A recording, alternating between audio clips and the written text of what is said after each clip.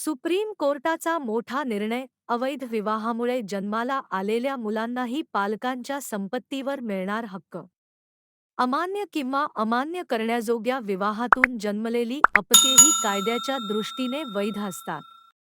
तसेच त्यांनाही हिंदू वारसाहक्क कायद्यानुसार माता पित्याच्या संपत्तीवर दावा करण्याचा अधिकार असतो, असे महत्त्वाचे निष्कर्ष सुप्रीम कोर्टाने मांडले.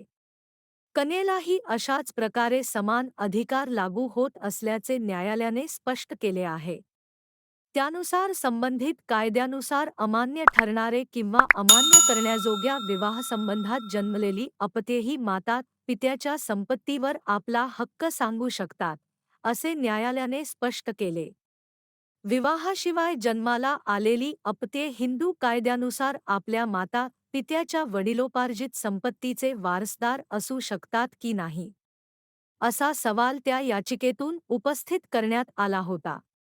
31 मार्च 2011 रोजी न्यायालयाने ही याचिका बृहदपीठाकडे वर्ग केली होती. त्यावर सरन्यायाधीश डी.वाय. चंद्रचूड यांच्या अध्यक्षतेखालील पीठाने यासंदर्भातील निकाल सुनावला. या निकालात न्यायालयाने 2 महत्त्वाचे निष्कर्ष तयार केल्याचे सांगितले. पहिल्या निष्कर्षात अमान्य विवाहातून जन्मलेल्या अपत्यांना घटनात्मकदृष्ट्या वैधता दिली जात आहे.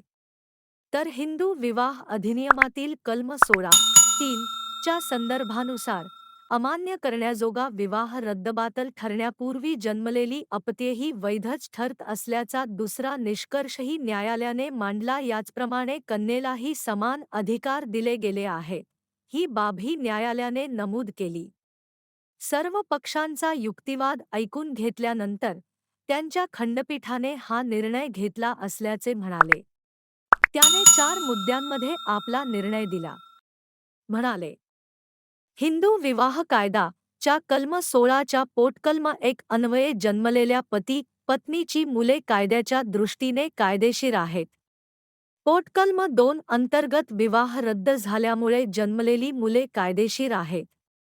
अवैध विवाहामुळे जन्माला आलेली मुले देखील कायदेशीर असल्याने त्यांना त्यांच्या पालकांच्या मालमत्तेवर अधिकार असतील.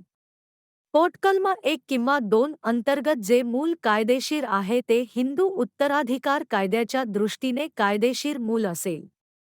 हिंदू विवाह कायदा अमान्य विवाहाला वोइड एब इनिशियोच्या रूपात परिभाषित करतो, ज्याचा अर्थ असा की तो सुरुवातीपासूनच व्हॉइड अब इनिशियो आहे.